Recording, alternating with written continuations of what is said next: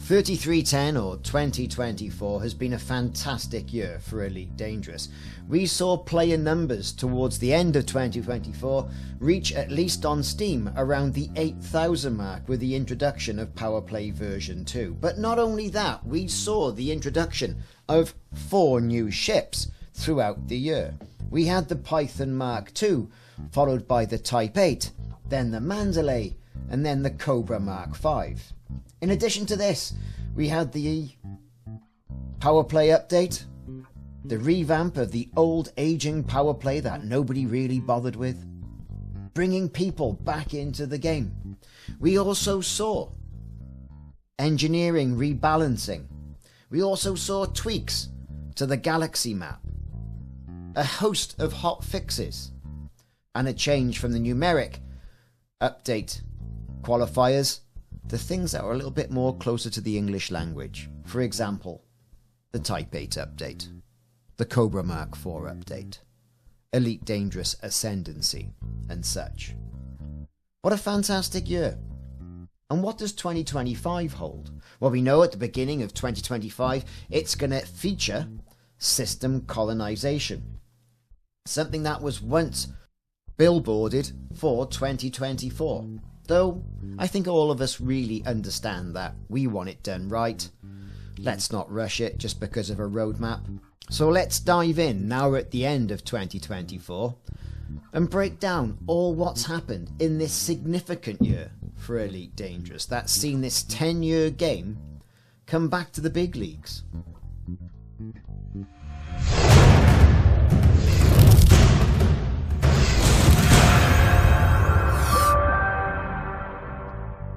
Well, as I'd mentioned, 2024 has been a significant year for Elite Dangerous, marked by substantial updates, new ships, and a renewed focus on player engagement. If you look right at the beginning of the year and cast our mind back, we had Frontier Unlocked, the new format of Frontier's magazine show to inform the community not only all about Elite Dangerous, but as well as all of its other games.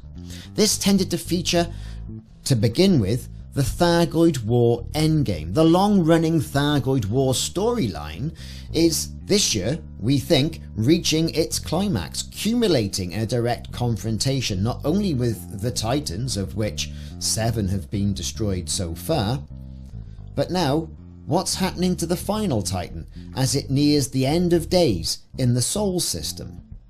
This update was met with enthusiasm from the community. Watch parties were being held on YouTube, Twitch, and other streaming platforms. People were staying up late at night, no matter where they were in the world, just to watch the Titan go bang and be part of the cash credit gold rush that came with it.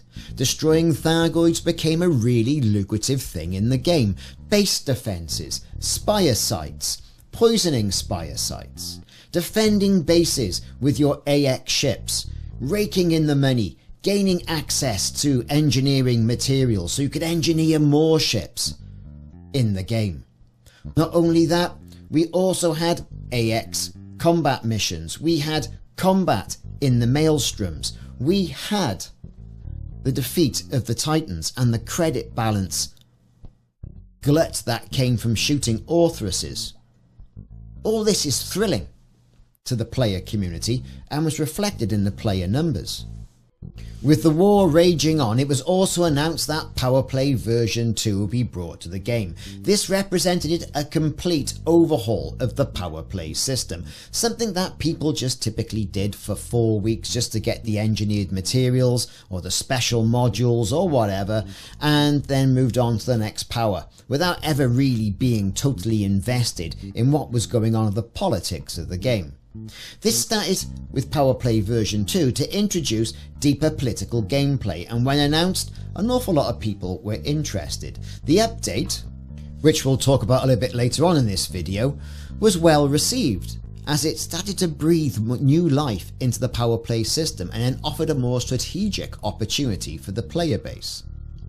Moving into the mid of 2024, increased material availability and predictable engineering. These changes streamlined the process of gathering materials and made engineering your ships with upgrades, more accessible and less random. You knew exactly how much it was going to cost you to engineer up that particular component. The community welcomed these improvements as they reduced the grind and made progression smoother within the game. They also offered a lower blueprint cost. The cost of blueprints, particularly for Odyssey suits and weapons, was reduced, making it easier for players to upgrade their equipment and get the most out of the on-foot aspect of the game. This update as well was also positively received. Now, here's the thing as well, all the way through this, we had new ships being peppered in through the game at regular intervals, about one a quarter to be perfectly honest. We had the Python Mark II, a variant of the original Python, but with a more combat-orientated slant that soon became one of the meta Titan bombers that you could fly around with in-game, as well as a really good ship for bounty hunting. Following on from that, we also had the Type 8 from Lakon. Smaller than the Type 9, bigger than the Type 6, although fitted on a medium pad. A hauling ship, one for transporting your stuff around, with minimal armaments, shall we say, enough to give people a bloody nose if they're following you, but really focused on cargo space. And then one of the new ships that came in towards October time was that of the Mandalay, a swept-wing ship focusing more on, let's face it, exploration, with an impressive jump range that was originally touted to rival that, it being a medium ship, to those of the mighty Jumper Condas, although, let's face it, I think the community is dubious about this, to say the least. Now we're on the brink of the cusp, or whatever, the precipice of the release of the Cobra Mark V, a small ship originally touted to be a medium ship on the Cobra line and is now going to be a multi-role ship. It's going to be a small ship, it's an impressive ship, it's a speedy ship, and it can do the hut and run in well under 17 minutes. With the release of the Lakon Type 8, Frontier changed how their updates were being called within the community. Gone was update 17.02, etc, etc. We first got the Type 8 update, which introduced improvements not only to the Type 8 freighter in regards to how the SRVs could come out the bottom of them, as well as a few other tweaks. While the update was well received, some players expressed disappointment that the changes were not as significant as they hoped at that particular point. However, throughout the year, Frontier Developments continued to refine and improve the story behind the PowerPlay version 2 system, addressing player feedback and making adjustments to the balance and teasing us with impressive screenshots of stronghold carriers and dynamic changes to the stations and bases which we casually walk around when we go about our daily business. These updates again were generally well received as they demonstrated Frontier's commitment to listening to the community and improving the game. The community loved it. The game we loved, the game we spend so many hours in, and it's a fully released game unlike other games, if you know what I'm saying, was finally getting the attention it received, and this was absolutely fantastic.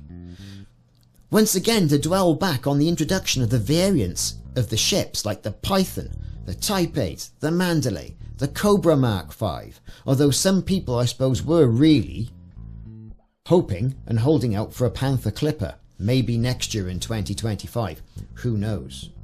But in regards to PowerPlay, that's brought people back into the game on a huge scale. If you look at the numbers on Steam, 8,000 people at peaks. You can multiply that by 3 because that doesn't take into consideration the Frontier launcher, what's going on with Epic.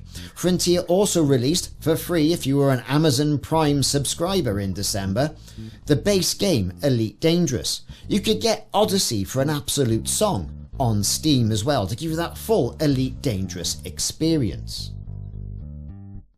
But along with all these additions came game fixes, hot fixes. There are still several irritating problems in the game I'm sure Frontier have got on its roadmap to fix in future updates. We will see the Cobra Mark V update hit in December. This came with a surprising addition. of additional module storage. The existing 200 module storage has been increased to 600. That's 600 modules you can store. Gone will be your storage ships, your Storacondas, which you'll have to ship around and then play Jenga effectively, or Tetris, with the modules in your storage, not wanting to sell them. We also had the Super Cruise Overcharge be introduced in the game, a fantastic addition that saw people zoom around witch space, hyperspace, within system, having a boost, hitting the nitrous, that effect of getting to your destination quicker, should it be implemented.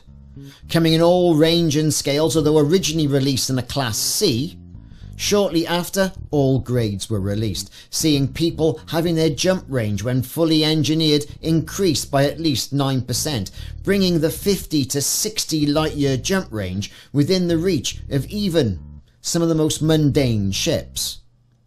Engineering obviously being key there as well. With the new ships also being released with Super Cruise Overcharge, or SCO, in mind as well, we saw even greater abilities to get better jump range out of those engineered ships, lower fuel consumption, further jump ranges, better stability. We saw Titan Kogyo move from its original entry space around the bubble directly into Sol, infecting and invading surrounding systems, soon to be put to rest by the player community, who within 1 week beat back this Thargoid invasion before Christmas. Now, another aspect that's worthy of note is that some people in the player community believing that Frontier has gone pay to play, or pay to win, in regard to the Frontier selling early access to their new ships. You also had the introduction to pre-built ships that had a set of modules that you could buy that may have been tweaked, for example, along with a paint job or several paint jobs or several pieces of ship kit as well, for a standard edition around about 15,500 arcs, and also then for the more intense edition, the stellar editions of these ships, coming at 35,000 arcs. Now, this was anything between £8 and like £17, depending on the exchange rate of real money in UK money and arcs at the time. Whether you think this is pay to win or pay to play, that's perfectly up to you. And Frontier, I think, had a little bit of heat about this. They, in the past, have been very adamant that they weren't going down that route. And everyone has their own opinion on this. We also had a few in-game events as well around the Halloween and the Christmas period, where it sends players on a treasure hunt during those seasons, getting people into the swing of Halloween and Christmas. All while this is going on, there's a war raging and power play is tickling along in the background. Now the final Titan, Kogyo, fell. That's the 8 Titans the Thargoid sent against us, destroyed in the Sol system. And what's next for Elite Dangerous? System colonization, the ability to rebuild the bubble after the horrendous consequences of the war. Well, I hope you've enjoyed this recap of what's happened with Elite Dangerous in 2024, or in game time 3310. Lots more to come, we feel, Frontier in the coming year for 2025. Will it surpass what we've seen here with Elite Dangerous in 2024? Who knows? Will we see more ships? Will there be more advances? Will system expansion be all what we expect it to be? Who knows, and only time will tell. I, for one, would like to thank you all for your support of my channel over the past year and for previous years, and in the live streams that we hold on a Saturday and Sunday. I really do look forward to seeing you and talking to you and having a good laugh and playing with friends on the weekends as well. I believe that's how Elite Dangerous is best enjoyed. Thank you very much for watching. I'll see you soon.